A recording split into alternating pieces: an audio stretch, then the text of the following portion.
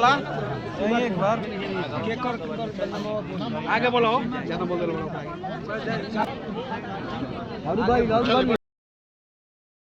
कुछ लोग छूट गए हैं, उनकी भी लिस्ट करने के बाद व्यवस्थित कर दिए, लेकिन प्रयास किया गया है लगभग हर एक परिवार तक कुछ न कुछ पहुंचे। इन लोगों का कुछ समस्या भी है कि कुछ लोग जो है अभी तक जमीन अलॉट नहीं हुआ है, नाम भी नहीं जोड़ा गया है, तो उसको लेकर क्या? सब समस्या हमारे संज्ञान में है। हम कुछ यहाँ के लिए नए नहीं हैं, ये लोग यहाँ पर नहीं रह रहे तो उससे पहले से हम सारी चीज़ों को जान रहे हैं। कुछ दिन पहले जो अनुमंडल के जो अधिकारी हैं यहाँ पर हमारे जो जगदीशपुर में, उनसे मेरी बात हुई थी कि कोई जुगरी क्षति वाला जो पैसा का लिस्ट बन रहा था उसमें कुछ लोगों का कंप्लेन था कि नाम छूट गया है या काट दिया गया है। उसके बारे में हमने उनको अवगत कराया था, जिसके बारे में उन्होंने नहीं जो इतने भी ज़रूरतमंद है, जितने भी लोग प्रभावित हैं उस चीज़ से एक एक परिवार तक उसका जो मुआवजे की जो राशि है वो पहुंचेगी। इसमें कोई पक्षपात या किसी तरह का भेदभाव नहीं किया जाएगा। एक समान जितने भी ज़रूरतमंद है सभी लोगों को वो लाभ मिलेगा। बेलौटी में ज़मीन अलॉट भी कर दिया है, लेकिन अभी तक विस्थापित नहीं किया गया। लोग होगा, वो एक सरकारी प्रोसेस है, उसमें थोड़ा टाइम लगेगा। चिन्हित करना है लोगों को, कितने एक परिवार से कितने लोग अलग अलग रह रहे हैं, कितने लोग संयुक्त परिवार में, बहुत सारा टेक्निकल चीज़ होता है। ये देखने में आसान लगता है कि ज़मीन दे दिए, एक परिवार मान के चलिए प्रति परिवार अगर ज़मीन अलॉट करना है। कुछ ऐसे भी परिवार है जिनका बंटवारा हो चुका है, अलग अलग रह रहे हैं, तो उन सभी को चिन्हित करके एक सामान्य प्रक्रिया के तहत उनको ज़मीन अलॉट करने की पूरी तैयारी चल रही है। इसमें समय लगेगा, अगर हड़बड़ी करेंगे तो इसी में से कुछ लोग का छूट जाएगा तो कल बोलेंगे कि हमको नहीं मिला। इसलिए इसको पूरे प्रक्रिया के तहत कार्य किया जा रहा है और एक एक परिवार को चिन्हित करके वहाँ पर ज़मीन अलॉट करके फिर उन्होंने बसाने का पूरा तैयारी किया जा चुका है। उस पर काम किया जा रहा है, बस आने वाले समय में उसको इम्प्लीमेंट कर दिया जाएगा। अभी जो है किसानों को देखा जाए तो अभी खाद दूध का किल्लत हो रहा है, उसको लेके क्या? इस संदर्भ में पहले ही, आज से करीब 15 दिन पहले ही जिले में बैठक हुई थी। उसमें मैंने ये मुद्दा मजबूती से रखा था कि भाई जो खाद की जो अवेलेबिलिटी है उसमें कोई कमी ना हो। तो वो जो अंगूठा लगाकर आज की डेट में खाद जो इतने भी जो डीलर हैं और विक्रेता है उसको उनके पास वो स्टॉक चेक किया जा रहा है, उसमें कोई कालाबाजारी होने की संभावना नहीं है। अगर कम पड़ता है तो और उसको मंगवाया जाएगा, लेकिन एक एक किसान को जितनी ज़रूरत है उतनी व्यवस्थित की जाएगी। 350 में खुलेआम बिक रहा है खाद हर जगह। इस संदर्भ में जो उसका रेट है, उसका कंप्लेन हम लोग के पास आया था कि जो रेट अलग अलग जगहों पर अलग अलग, कुछ मनमाने लोग भी अपना रेट ले रहे हैं। इस संदर्भ में भी हमने जिलाधिकारी को अवगत करा दिया है, उसमें जो भी लोग फंसेंगे उन पर कार्रवाई की जाएगी। जो किसान है जो अभी धान का जो खरीद क्रय विक्रय होता है तो क्या उसको उचित मूल्य नहीं मिल पाता है? तो नहीं, ऐसा कुछ नहीं। हमारी सरकार किसानों के प्रति पूर्ण रूप से सचेत है।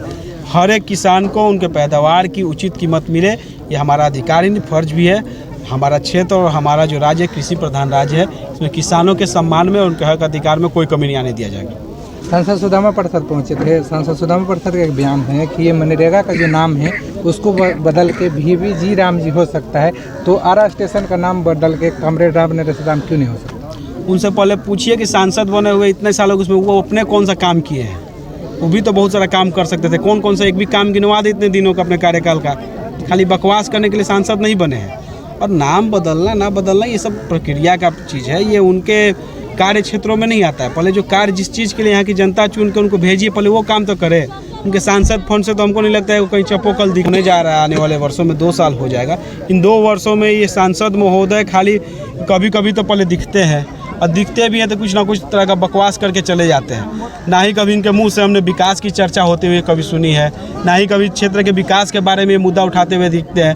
तो ऐसे लोगों की बातों पर हम लोग क्या जवाब दे समझ में नहीं आता है। लेकिन ठीक है, ये आरा लोकसभा क्षेत्र की जनता महसूस कर रही है कि हमने गलत प्रतिनिधि चुनकर संसद भवन में भेज दिया है। कह रहा है कि भाजपा का अगर बस चलेगा तो गांधी जी का हटा के वहाँ पे वोट से देखिए, ये लोग हमेशा ऐसी नकारात्मक राजनीति करते हैं। गांधी जी हमारे राष्ट्रपिता है, उनके मान सम्मान के साथ कोई खिलवाड़ नहीं कर सकता है।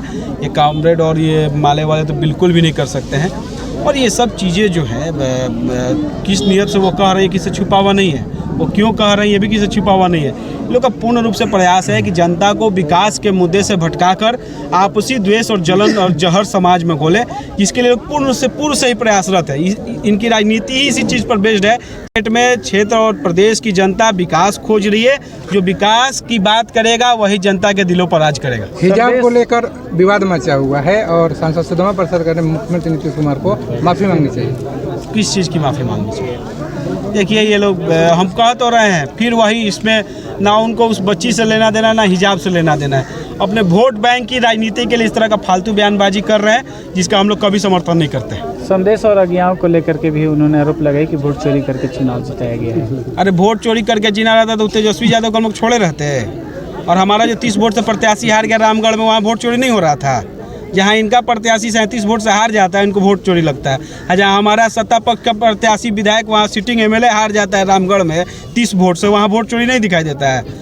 देखिए, जहाँ जहाँ इन लोग की हार हुई है, ये लोग अपना हार स्वीकार करने के बजाय एक दूसरे पर दोषारोपण करने में व्यस्त है। अपने हार की एनालिसिस करनी चाहिए, किन गलती से ये लोग हारे हैं, ना कि ईवीएम और चुनाव आयोग पर उंगली उठाना चाहिए इनको। तो यहाँ पे ये देखा जा रहा है कि विपक्ष तो सवाल उठा रहा है कि वोट चोरी हुआ है। इसी बीच जो है जीतनराम मांझी का एक बयान भी रन करने लगता है कि प्रत्याशी हार रहे थे, 1700 वोट से उनको 2700 वोट से उनको जितवा दिए। इस बार भी फोन करते तो 1600 वोट से हार गए, उनको भी जितवा देते हैं। नहीं, देखिए इस तरह की किस परिदृश्य में उन्होंने परिप्रेक्ष्य में वो बयान दिया है, वही बता पाएंगे मांझी जी, इसकी भी जानकारी मुझे नहीं है। लेकिन जहाँ तक बात है इस चुनाव की हम बात करें तो पूरा फेयर चुनाव हुआ है।